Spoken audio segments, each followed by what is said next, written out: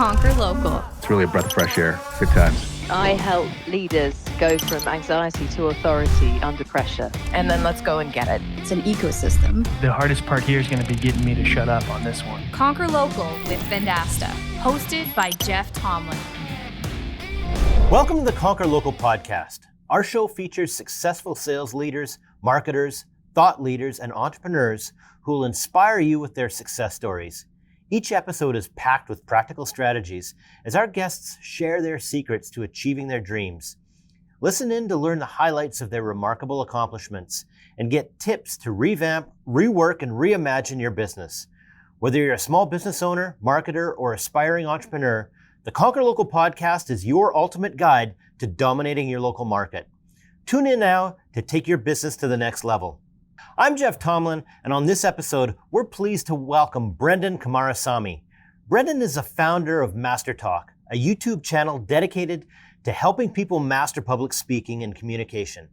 He started at 19 years old coaching others on impactful speaking during business competitions and noticed a lack of accessible resources for effective communication. This led him to create MasterTalk, offering free videos to empower individuals who couldn't afford personal coaching. Brenden's mission is to make every person an exceptional communicator, regardless of age or financial means, striving to unlock the potential of individuals and enable them to confidently share their ideas with the world. Get ready, Conquerors, for Brenden Kumarasamy coming up next on this week's episode of the Conquer Local podcast. Brenden Kumarasamy, Montreal native, welcome to the Conquer Local podcast. Jeff, the pleasure's absolutely mine. Thanks for having me on the show. Hey, so let's dive right into it. You've got a platform to help people hone their public speaking skills. It's called MasterTalk. You got started in this space, fairly young. What inspired you to get started, and what inspired you to start MasterTalk? Yeah, for sure, Jeff. It's great to be on the show. Thanks for having me. So, yeah, for me, the story started in college, Jeff. Since we're all Canadian here, I studied at Concordia University in Montreal in accounting. Funny enough, I thought I was a numbers guy, and that I was going to be crunching numbers the rest of my life. And my dream when I was a 19-year-old kid, Jeff, was to get a job at one of the big four accounting firms. If I could land a job at PricewaterhouseCoopers or Deloitte, at KPMG or EY, my life would be set. So I started this bachelor's degree, Jeff. And I find out about these things called case competitions. Think of it like professional sports, but for nerds. So other guys my age are playing basketball or rugby or soccer. Probably not a sport I was into. I did presentations competitively. And that's how I learned how to speak fairly early in my career. And then as I got older, I started coaching a bunch of students on how to communicate so that they could win competitions. And I accidentally developed a gift and helping other people in how to speak. So then in 2019, I had the idea of just saying, why don't I just create free videos while I'm working my full-time job at IBM? And I just start making videos in my basement. And then a few years later, it turned into something I never could have imagined. Brenden, so jumping from accounting to public speaking almost feels like going from badminton to professional wrestling. Like, I didn't expect that. So, tell me, like, what's been some of the most rewarding things that you've had about your journey so far here? For sure, Jeff. And I love the analogy. I definitely went from badminton to professional wrestling. That's very well articulated and well said. I think for me, Jeff, what really lights me up in the morning is that I really believe at the core of who I am that the work I do is really helping other people. Especially when I got started, one of the challenges I saw with the communication space is a lot of the language and the wording was really negative. The only thing scarier than death is public speaking, or Jerry Seinfeld's quote, I'd rather be in the casket than give the eulogy. It's just these words that is ingrained in our culture make us believe as a society that communication should be scary, that it should be something you don't want to get better at. Whereas in my case, going back to accounting, that wasn't the only struggle. I have a math degree. I have a crooked left arm. I grew up in Montreal, since you know very well, Jeff, is a city where you need to know how to speak French, which I didn't know a single word of. So my parents put me in French school to learn it. And every time I got up on a classroom to give a presentation, I'd be scared out of my wits. So if I could be such a great communicator, my belief is that anyone listening to this podcast can definitely get better at communication too. Well, to your point, public speaking is terrifying for a lot of people. So, talk to us a little bit about what are some of the steps that people can take to start to quell some of the fear of getting in front of people? For sure, Jeff. There's two parts to that. One is more of an understanding that we don't need to have zero fear to do public speaking.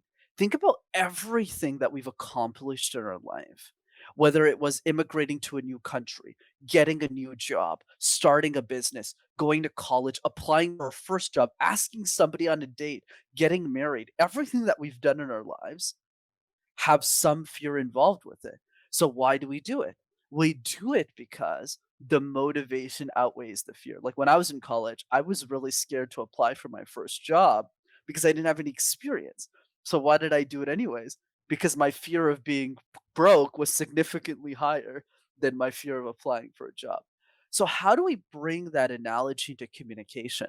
And this is where the challenge lies, Jeff, is we don't really have a good reason as to why we want to get better at speaking. That's the core problem. Not that we're scared of it, but that we don't have a reason significant enough to actually want to practice it for a large percentage of us. So now the next step to that becomes, how would my life change if I became an exceptional communicator? Start to really reflect on that question, because that will start to open opportunities to how you can see the world better, and then we can get into some tactics and tricks to practice this in a way that's easy. I like what you were saying there, Brendan, because I've done a fair bit of speaking at conferences and so forth. You never really get rid of the fear, do you?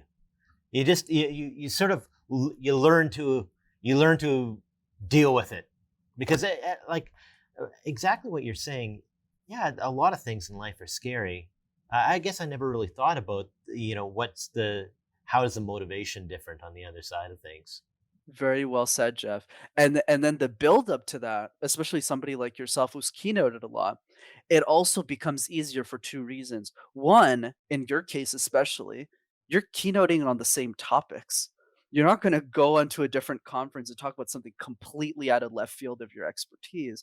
So after 5 or 10, you're still nervous, but you're a lot less anxious. And then the other piece that I'm sure we'll cover today on the show is, and this is the way I coach my senior level execs and leaders, is how do we architect an experience where we're practicing what's harder outside of the boardroom? Because if we do something that's harder outside of the boardroom, then the boardroom becomes much easier to deal with. And that's why for me the easy solution, which is simple but not easy, is to do what's harder. If you practice the exercises that are difficult, then when you go back into keynote situations and boardroom meetings, it's going to be really easy for you to navigate those situations. Well, I think a lot of people don't think about the practice and what goes into being able to give a really good talk from that standpoint. Because I remember early in my career, I'd go to different conferences, and whether it was up on stage, or whether you're giving like a lightning talk, or you're part of a small panel, or whatever, we always seem to be creating a new presentation or a new thing for every single event. And it dawned on me at some point in my career that, like, comedians or professional public speakers, they don't create a new talk for every single event that they're doing. They've got a program that they put together, and then they repeat it, hundreds of times. Like, it takes practice to get good at that stuff, right? You're absolutely spot on there, Jeff. Where you're right. Like, what does Kevin Hart do when he's doing a Netflix special? He'll spend 2, 3 years bombing on small little stages, small comedy clubs in New York or LA or Florida. He'll make a ton of mistakes. He'll try the jokes and he'll see what's actually landing. And then he'll take the best jokes, put them all together on one special, and he knows he's going to crush because he's tried out those bits across the country. It's the same analogy here, where the best communicators, to your point, they're all presenting the same thing. And that's why I've gotten better at guesting on a podcast, not because I'm smart, but because I'm being asked the same questions over and over again on the topic of communication. Nobody's asked you what my favorite fruit is on a podcast. So because of that, the quality of those answers, whether it's me, whether it's you or anyone else listening, just improves naturally over time. So, Brendan, what's your favorite fruit? It's a tough debate. It's between the mango and the watermelon. I'm not sure which one's better. It's a close, but if I had to pick, probably mango. I still delivered the answer. See, there you go, confidence. but it's right. I remember so many times. If you get a chance to deliver on a topic a number of times, instead of giving a presentation, now you're having a conversation, and it's totally different when you get up in front of people and feels like you're having a conversation instead of a presentation, because all the stuff is just, it's natural to you. You're not trying to remember a talk. It makes a huge difference, doesn't it? Oh, absolutely, Jeff. I'm completely with you on that. And then the other piece to that as well is knowing how to practice in a way where it starts to feel like an informal conversation amongst friends. So one of those exercises I teach is called the puzzle method, where in communication, when we build a presentation, we should work at it like jigsaw puzzles, those little piece puzzles that we have, where we start with the edge pieces first. Because if you work on the corners, they're a lot easier to find. We should just apply that to communication and presentations, where the next time you have a big keynote or a presentation, just work on the introduction 10, 15 times, and you'll feel a lot more confident when you deliver the beginning of that message. Since we're talking about communication skills, and part of it's public speaking, but communication in general, it just got me thinking when I was reading some of your bio and thinking about our talk. Are we, as a group or people, are we losing our communication skills that we did have? This happens over and over and over again. We'll meet new people, say we'll meet a family, meet their kids, especially when I'm meeting younger people. And, they've got their head in their phone, and, I'll go and meet some people for the first time. Their kids are also there. They'll, hey, say hi to Jeff over there.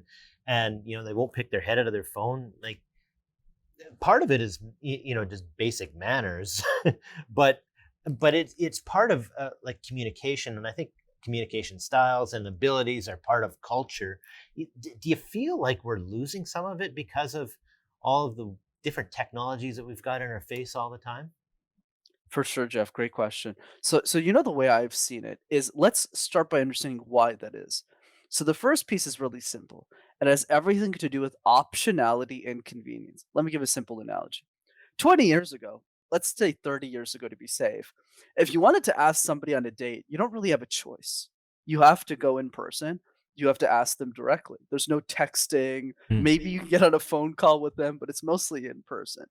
Whereas today, if you have the option, hence optionality, of choosing between getting rejected in person or just swiping through an app, you're going to pick the easier option. Not because the generations are different, but because as human beings, when we're given more convenient options, kind of like Uber Eats or DoorDash versus going out and actually picking up the food, we'll always opt for the more convenient option. Except the difference now with this generation, Jeff, as you can probably guess, is those options are handed to them at the beginning of their life. So naturally, they're going to pick the most convenient option, not because they're a different generation, but because they're human beings and that's what they'll do. But there's also a positive to this that a lot of people don't talk about. And the positive is, yes, they're not practicing enough and they should, but the benefit is it's a lot easier for them to be connected to the whole world and meet people that they otherwise never would have met in their life. And that also leads to a lot of magic as well. Does lead to magic. But I gotta say, it feels like we're losing some of the one-on-one magic that happens when people aren't distracted by all of the other things that they should be doing. I don't know.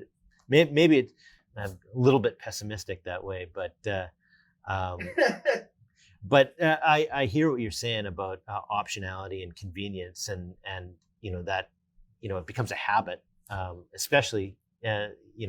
It's people's human nature to lean toward things that are convenient and obvious. So you you were just talking about Kevin Hart and what someone like him would go through to prepare to give a talk. Talk a little bit about the process of what you can do to sort of test if your messaging will resonate with an audience. Absolutely, Jeff. So here's the way I think about this. Communication is like juggling 18 balls at the same time. So one of those balls is eye contact, one of those balls is getting the messaging right, one of those balls is storytelling, one of them is body language, one of them is knowing how to smile, and it gets really confusing really fast. So for me, the question has always been, what are the few easiest balls to juggle? So one of those balls that I call is like sending video messages. So I get a lot of senior leaders to send video messages to their team members just to show them some appreciation about saying, "Hey, really appreciate the work that you're doing for this company." That's an easy way to practice. Another one is the question drill, where you'll pick a question. Here's what I like to do out as well is like you'll pull up an interview of someone with the same title as you or two titles above you, and you'll listen to their interview. You'll take notes on every question the interview asked them, and then you flip it back and you say, "Hey, if they were asking me those questions, how would I answer them?" So that's the question drill. It's really easy to practice. And the random word exercise. You take a word like egg fruit. Egg fruit makes no sense. Egg roll or fruit or envelope, and you create random 60-second presentations that helps you deal with uncertainty. But to your point about messaging, what it really comes down to, Jeff, is taking a step back and just asking yourself this simple question to your audience. What is most important to you around X topic and why? And just sit back and listen. And the answers they give you is what you feed into your presentation. I like the idea of the quick 60-second talks on a spontaneous type of topic. Just in the pre-show, we were talking about, how we first started thinking about public speaking and whatnot. And I'd shared with you when I got out of university, I did Toastmasters for a few years. And one of the things that they did were these sort of quick lightning topics where you would have 30 to 60 seconds. You'd give a topic to somebody on the spur of the moment, and they would have to talk about that just off the top of their head, or off the cuff.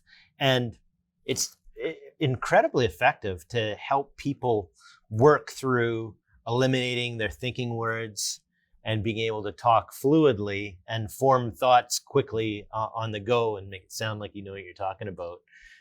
But your thinking, it seems like when you get good at it, seems to slow down a little bit and you get to process the information faster, and then the 30, 60 seconds flies by. Very well said. I completely agree with that, Jeff.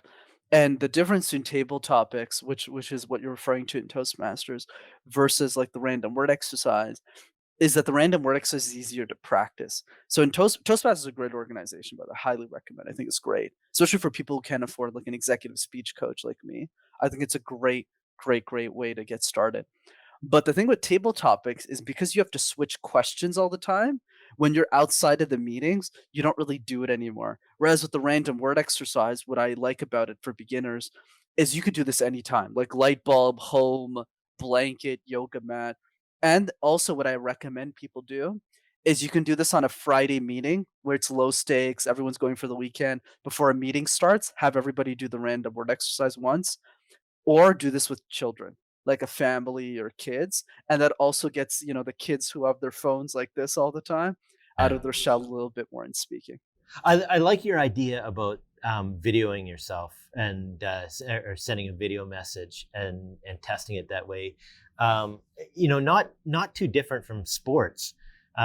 If whether you're golfing or here in Canada, you're curling or you're doing some type of sport, and you people say curling, is that really a thing?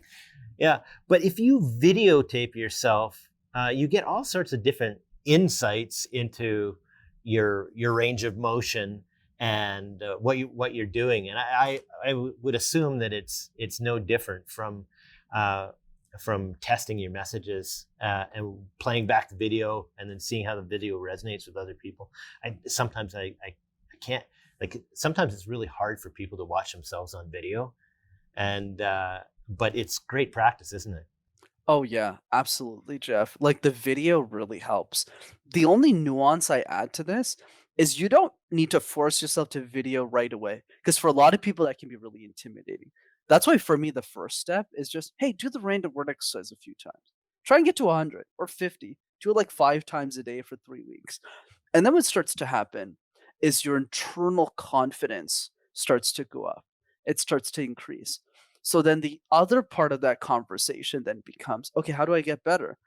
So then with the video message, what I like about the angle of sending it to employees or sending birthday video messages to business partners or clients, that's what I like to do in my business. What happens is you're not really focused on the video that you're sending. You're more focused on doing a nice thing for somebody. But after you've sent 100 of these video messages, you get really good at these things really fast and you start to see the results yourself. So let's talk about video a little bit when you're giving a presentation. So we do this all the time now. We're doing podcasts on video. We meet on video, and we give presentations now on video.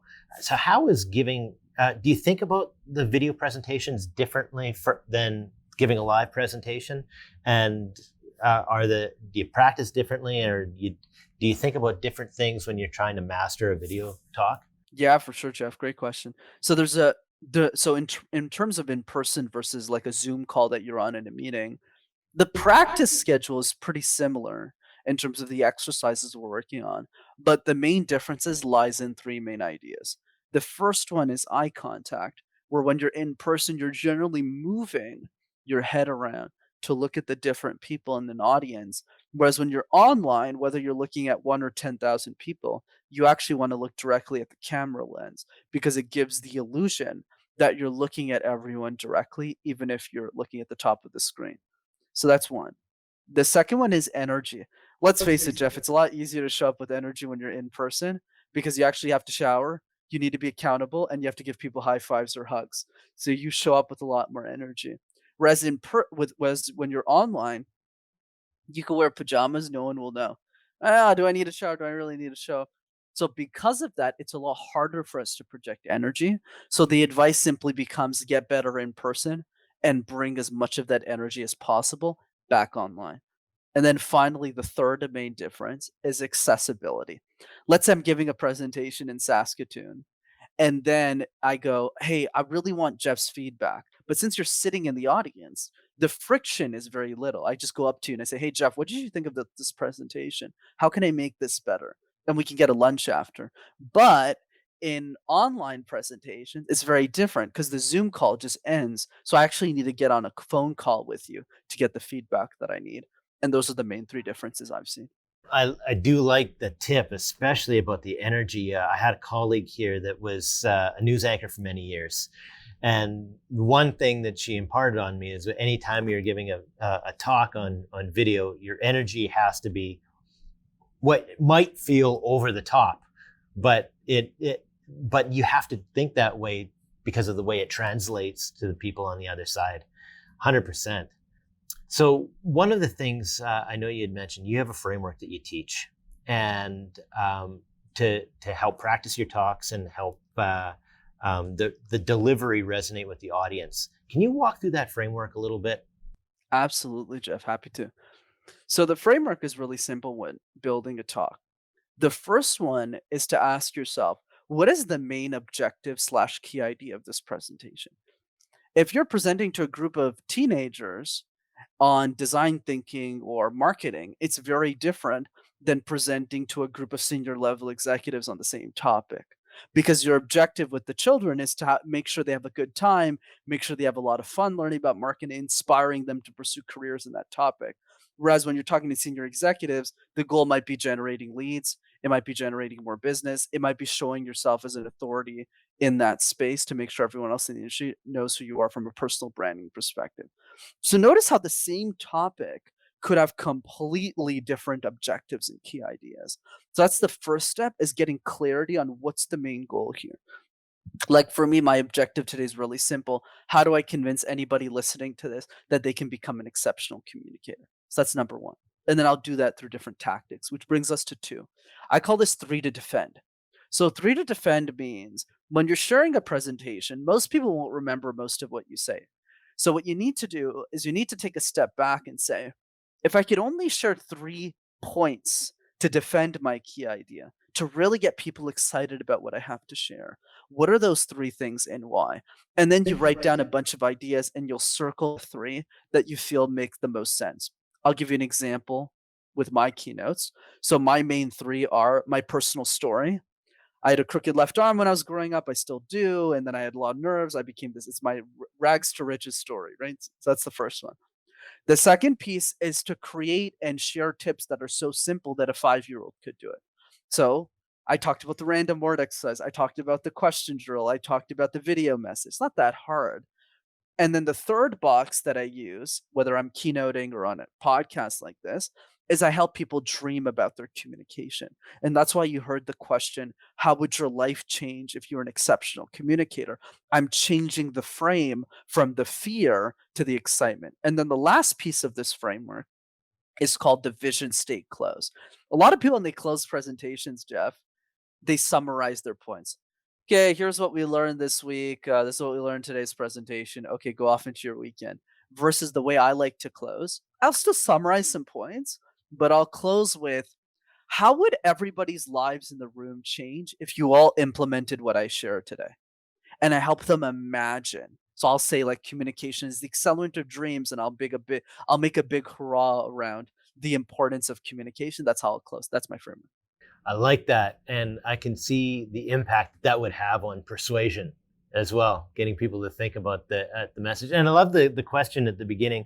My gosh, how many conferences have I been at, or conversations where, you meet people at a networking mixer and they walk right up to you, ask very few questions, and they just start pitching.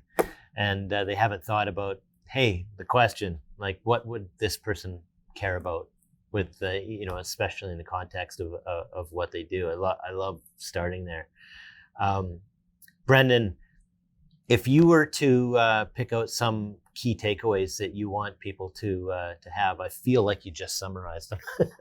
But what are some of the key things that you want to leave in the back of the mind of the audience today? For sure, Jeff. This is great, by the way. Thanks for having me. Super fun. So two main takeaways that I'd leave the audience with. The first one is, if there's only one thing you do from this episode, it's really simple. Book 15 minutes in your calendar every single day to do my easy threes. Pick a few words, do the random word exercise. Because it's not going to help if you listen to me doing it or Jeff doing it. You need to do it, right? The person who's listening. The second easy three is the question drill. Answer one tough question about your industry every day. If you do that for a year, you'll have answered 365 questions about your industry. You'll be bulletproof. And the third easy three is send a video message or two to people that you love on their birthdays, or just people in general, to just show your appreciation. And then the last part on this is reflect on the question. How would your life change if you became an exceptional communicator? And it doesn't need to be a big executive in a company. It doesn't need to be to start a business. It could be being a better friend, being a better mother, being a better dad for your children. And when you realize communication ties into everything that you do, and it accelerates your goals and the quality of your life, you'll be a lot more excited to practice it and share it with other people. Brenden, you're a fascinating guy. If people want to continue the conversation with you, how do they get a hold of you? Yeah, absolutely, Jeff. And that makes two of us. So thanks for having me on the show. So two ways to keep in touch. The first one is the YouTube channel. Just go ahead and go to MasterTalk on YouTube in one word. You'll have access to hundreds of free videos on how to speak. And the second way to keep in touch, for those of you who are interested in coaching, come and attend one of our free communication workshops. I do one live over Zoom every 2 weeks. It's absolutely free. Everyone's invited. And if you want to jump on that, go to rockstarcommunicator.com. Love it, rockstarcommunicator.com, and indeed you are. Brenden Kumarasamy, thank you for joining us on the Conquer Local podcast. All the best to you, and come back and visit us again in the future. Thanks for having me, Jeff. What an inspiring conversation with Brenden. The core of Brenden's work is centered around helping others improve their communication skills. And he believes the motivation to overcoming fear is key to achieving success in any endeavor. By focusing on the fear of not achieving goals rather than the fear of failure, individuals can build the confidence needed to excel in communication. Brenden's approach to improving communication skills involves practical exercises and techniques. 2 key exercises include the random word exercise, where you can practice creating impromptu presentations, and the question drill, where you answer industry-related questions. Lastly, when it comes to virtual presentations, he emphasizes the importance of eye contact and maintaining energy to create an engaging and accessible experience for the audience. If you've enjoyed Brenden Kumarasamy's episode discussing mastering the art of public speaking, revisit some of our recent episodes. Check out episode 625, Building a Strong C-Suite Community with Jeffrey Hazlett, or episode 520, Body Language on Zoom with Mark Bowden. Until next time, I'm Jeff Tomlin. Get out there and be awesome. You've been listening to the Conquer Local podcast presented by Vendasta. Tune in next week for a new episode. Guest discovery and produced by Suleiman Adam. Marketing by Rory Lawford, Nicole Lozon, and Suleiman Adam. Executive producers, Brendan King, Jeff Tomlin, and Suleiman Adam. Recorded at Vendasta headquarters on the Canadian Prairies.